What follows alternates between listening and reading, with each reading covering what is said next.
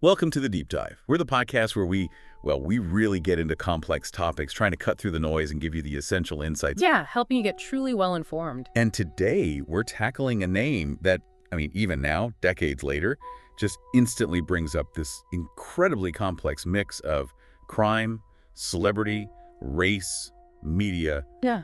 The O.J. Simpson case. Absolutely. It all kicked off June 12, 1994. A brutal double murder. It didn't just shake L.A. No, it felt like it sent tremors across the whole country, didn't it? It set off this chain of events that, became one of the most infamous, most talked about criminal cases in American history. It's true. And it wasn't just a crime story, not by a long shot. It was this explosive mix. You had celebrity worship, deep racial tensions, this media spectacle like nothing before. Right. And these really fundamental questions about justice itself.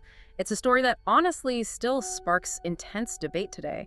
It raises these difficult questions about our society, our legal system. It really does feel like a pivotal moment. Yeah, in modern American history, for sure. So our mission here for this deep dive is to try and peel back those layers. We want to go way beyond the headlines you remember. We want to really understand the key moments, the evidence which was complicated, the huge societal impact, and, the questions that still linger. We'll try to trace the whole story right from that horrible crime scene through the trial, the courtroom drama. Which was intense. Oh, incredibly intense. And then beyond that into the surprising aftermath of O.J. Simpson's life. We want to pull out the most important bits of knowledge, the key insights, to help you really get why this case became such a cultural touchstone. And why we still feel its echoes today. So get ready for a journey. There might be some surprising facts, definitely moments that felt stranger than fiction. That Bronco chase. Exactly.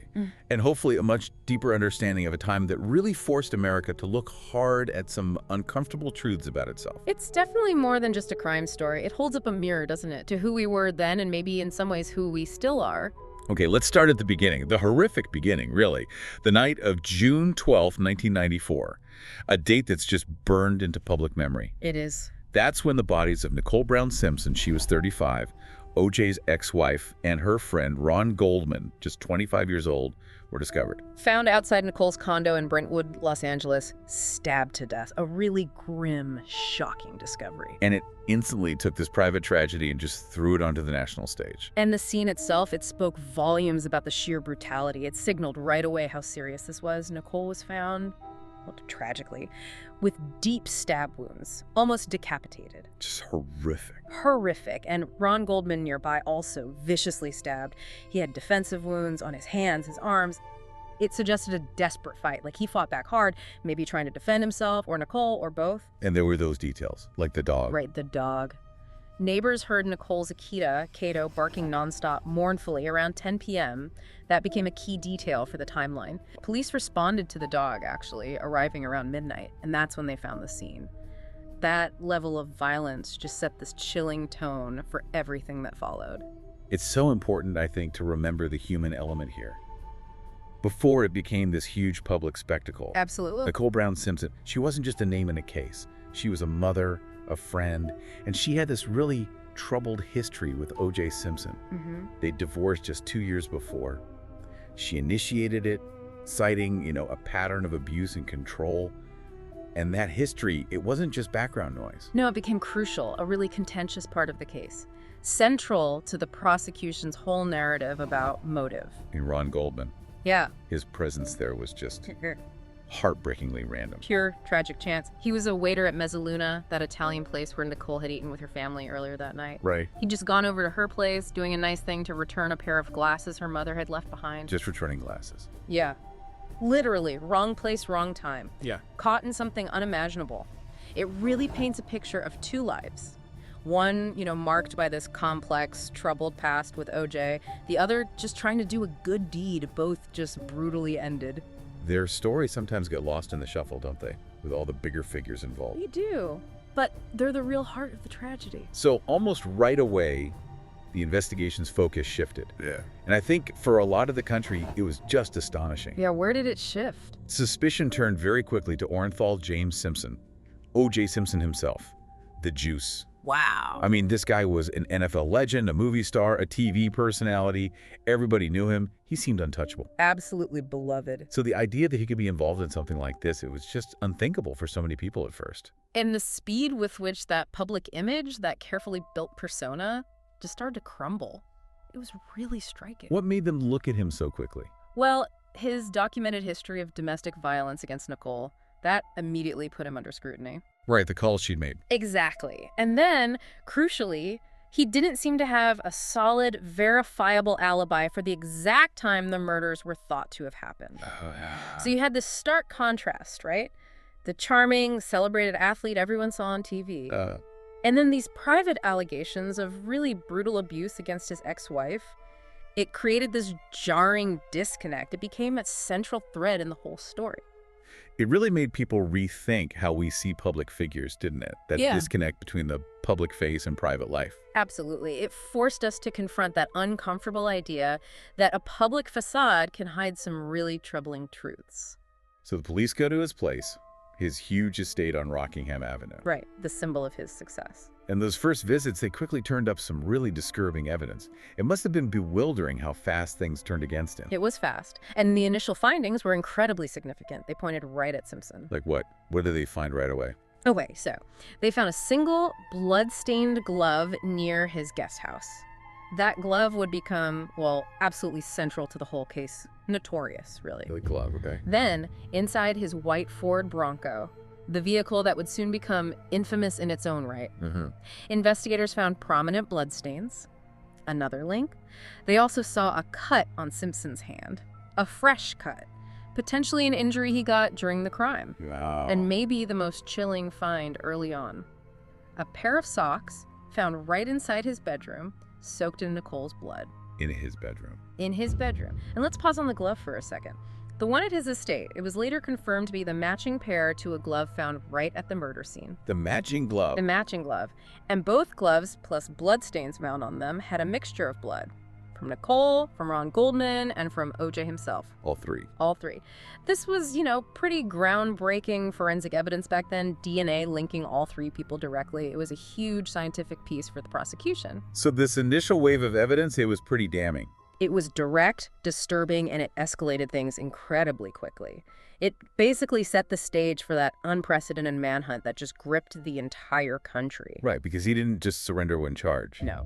So just 5 days after the murders, June 17th, 1994, O.J. Simpson is formally charged.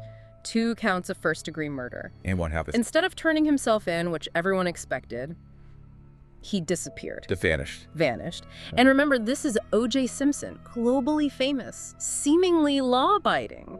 This act launched this intense, baffling search. The whole country was just on edge. Can you imagine the confusion? Yeah. A celebrity that huge, charged with murder, just gone. It's hard to wrap your head around even now. This wasn't some random fugitive. This was O.J.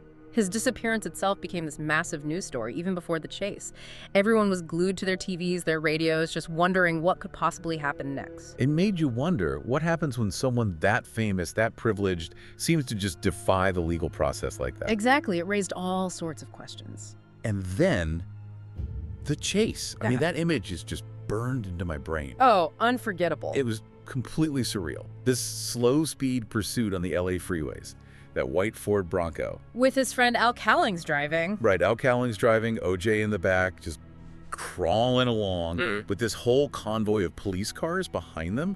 It was like nothing anyone had ever seen live on TV before. It wasn't just a chase, was it? It was this live, televised spectacle, and it completely captivated the nation. Something like 95 million people watched it unfold. 95 million, wow. Yeah, it interrupted the NBA Finals coverage, the World Cup opening ceremony. It was this moment of collective, almost voyeuristic fascination. People were literally stopping on the highway overpasses to watch. Yes.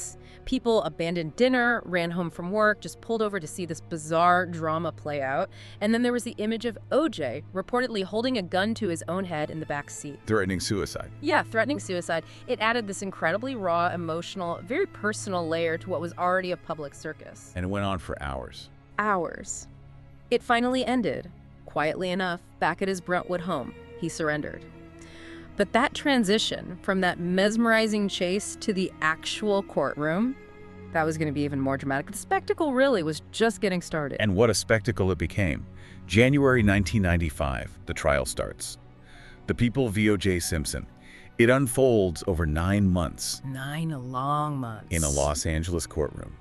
And almost immediately it gets that nickname, the trial of the century. It absolutely earned it. And for good reason. It wasn't just because the defendant was this huge celebrity. Right. Or even just the horrific nature of the murders themselves. It was the combination of those things under this intense, almost suffocating media spotlight. It became a national obsession. You couldn't avoid it. It was everywhere. Dinner tables, offices, every news channel. Totally. And it made us think, didn't it, about that intersection of fame, race, and justice. Like, could you even have a fair trial under that kind of relentless public glare? Or was it always going to be influenced by public opinion?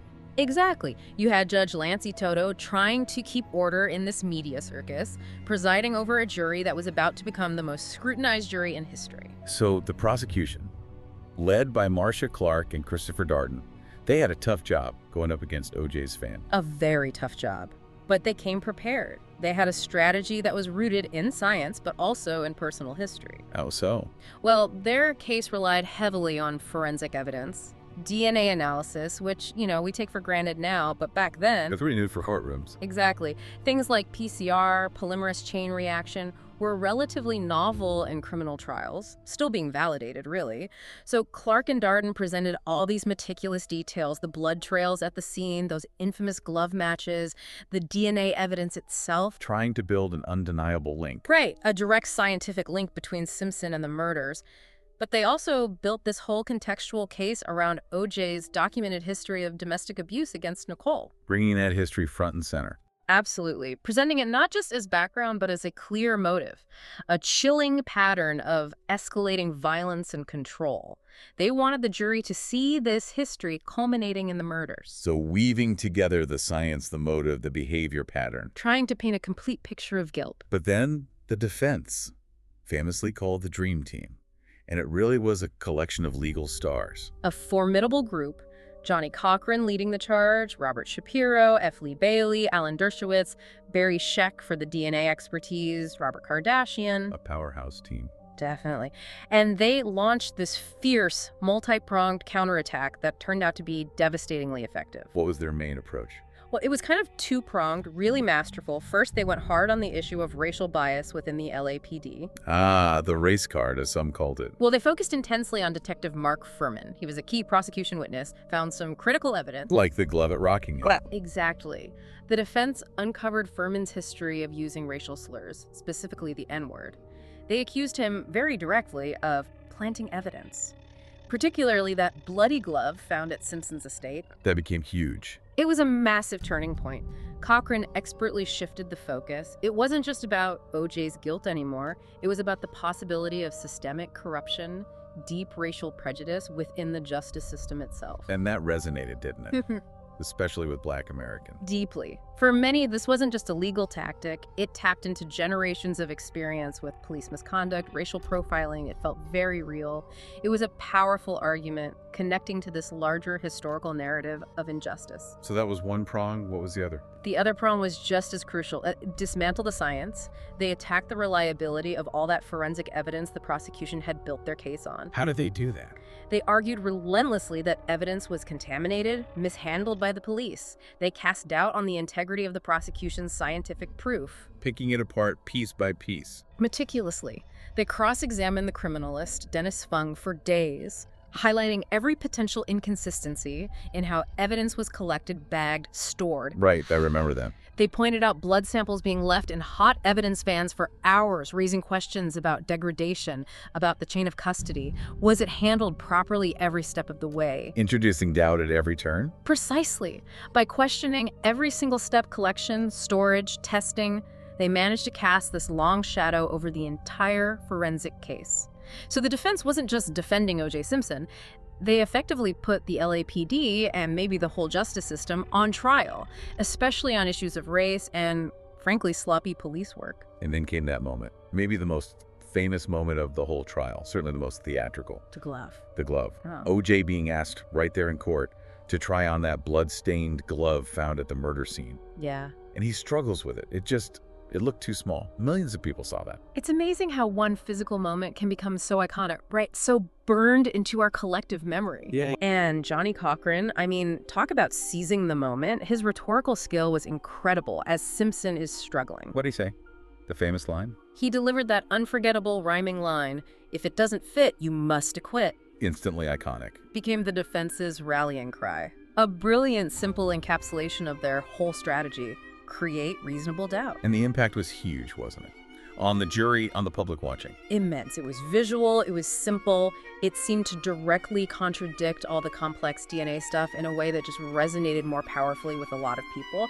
It was this powerful emotional moment in a trial that was often driven as much by public feeling as by hard facts. It really showed how one visceral image could potentially overshadow a mountain of scientific evidence. It's absolutely a masterclass in courtroom theater, really. So the trial, with that glove moment maybe being the peak, it finally winds down.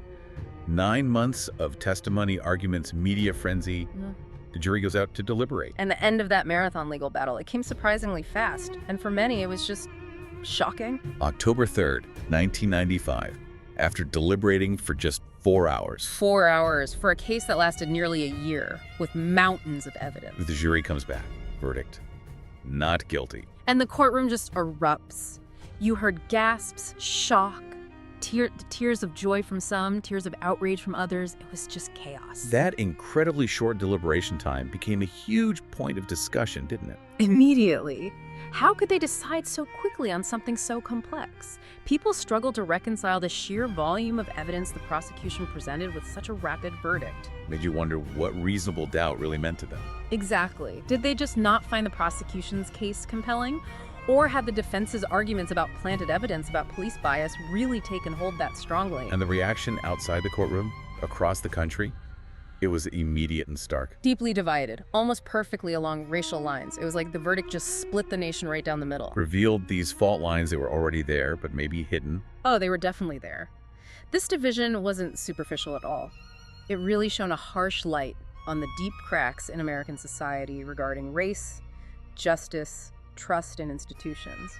How did different groups see it? Well, broadly speaking, for many Black Americans, the acquittal wasn't necessarily about O.J.'s innocence. It was seen more as a rare, maybe long overdue rebuke of a justice system they often felt was inherently biased against them. Right, this is just a few years after Rodney King. Exactly. Context is key. So for some, it felt like a moment where the system, maybe for once, acknowledged its own potential biases and delivered a not guilty verdict to a Black defendant who they felt might otherwise have been railroaded. It felt like a kind of vindication, a release of tension. But for many white Americans, the feeling was completely different. Completely different. Overwhelmingly, many white Americans saw it as a clear, baffling miscarriage of justice. For them, the forensic evidence, the blood, the DNA, the gloves, plus the history of domestic violence, it seemed overwhelming. The defense's arguments, especially about racial bias, felt like a cynical ploy, a distraction from what they saw as undeniable facts. So this moment just forced everyone to confront these really uncomfortable truths about prejudice, about fairness, about how different people experience justice. Absolutely. It wasn't just about O.J.'s guilt or innocence anymore. It was about what that verdict symbolized for different communities. It showed how deeply our own experiences, our historical context, shape how we even understand what justice means. The criminal trial ended there, but the story wasn't over. Not by a long shot. Accountability was still being sought. Right, even though he was acquitted criminally, O.J. wasn't free and clear. A new chapter started. In 1997, the families of Nicole Brown Simpson and Ron Goldman did something significant. They filed a civil lawsuit, a wrongful death lawsuit against him. Showing that even with a criminal acquittal, the legal system had another path, another way to seek accountability.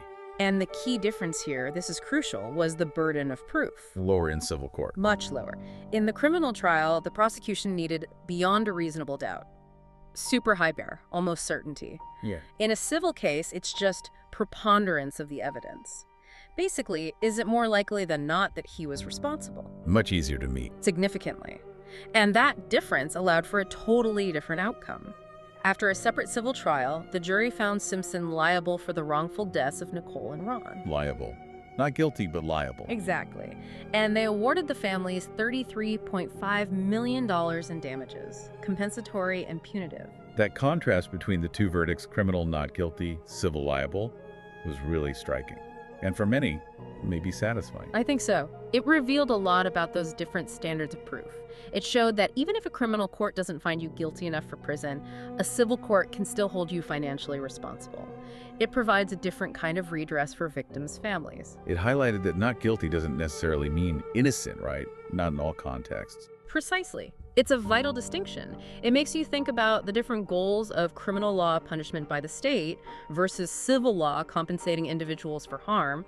This gave the families a form of legal vindication and that financial award, even if it wasn't the criminal conviction many wanted. So after the civil trial, what happened to OJ? His life seemed to change. Yeah, unraveled is a word a lot of observers used. Despite his past fame and wealth, he became sort of a public pariah. The Goldman and Brown families were constantly pursuing his assets to try and collect on that huge civil judgment. And then he got into trouble again. Serious trouble. He did. Almost exactly 13 years after the acquittal, September 2007, arrested in Las Vegas. Armed robbery and kidnapping. What happened there? It seems so bizarre. It was incredibly bizarre. Simpson and some accomplices went into a hotel room, guns involved apparently, trying to forcibly take back sports memorabilia, stuff Simpson insisted belonged to him. A desperate move. Yeah. Seemed like it. A really poorly thought out attempt to reclaim some lost status, maybe some money. The consequences were severe this time. Convicted on all charges. Sentenced to 33 years in prison. 33 years. He ended up saving nearly 9 years from 2008 until he got parole in 2017. So that later imprisonment added another really complex layer to his whole story, didn't it? Definitely. It raised new questions about justice, about fate.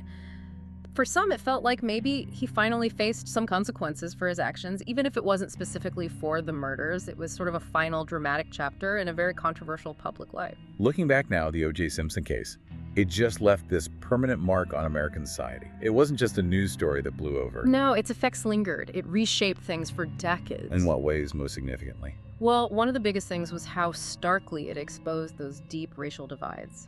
It brought them right to the surface in a way few things had before. It was like watching a live demonstration of how differently people saw the justice system. It also forced this major rethink about the media's role in justice.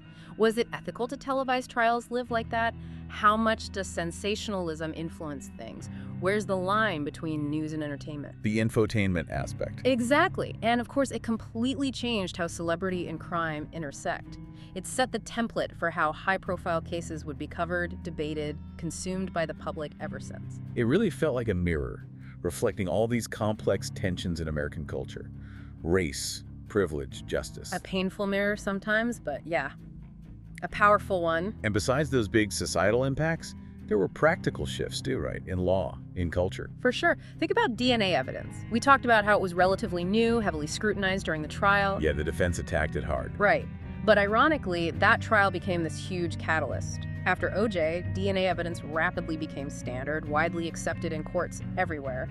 That one case accelerated its adoption dramatically. That's fascinating, how one case can push technology forward in the legal system. It is. And beyond DNA, that intense, almost obsessive media coverage and public fascination.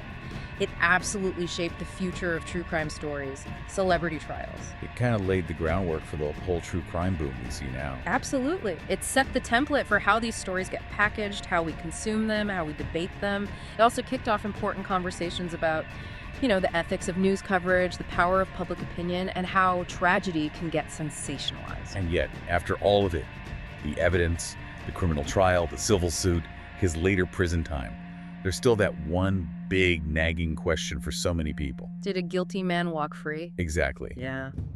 To this day, the O.J. Simpson case is just this lightning rod in true crime history, not just because of the crime itself or the legal tactics, but because of what it revealed about the justice system, about us. And for that cultural earthquake, it triggered across the whole country. And that question persists, I think, because the case just touched so many raw nerves about race, wealth, fame, violence, the very idea of what justice even is. It forces us to confront how much our own backgrounds, our own experiences, shape how we see right and just, and how those differences can lead to such completely different realities for people living in the same country. So we've covered a lot. The horrific crime itself, that surreal Bronco chase, Unforgettable. the epic trial of the century, the verdict that split the nation, And still echoes.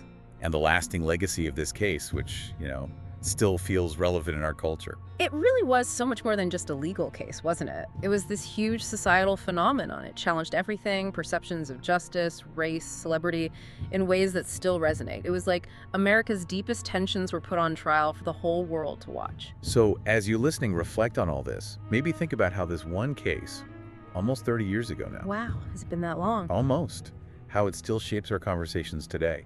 About forensics, about the media's responsibility, about that ever-present shadow of racial injustice and privilege within the legal system. And maybe ask yourself, what lessons do you think we as a society actually learned from the O.J. Simpson case? And what difficult questions about justice, about equality, about the power of celebrity does it still make us ask ourselves today? Something for you to definitely mull over.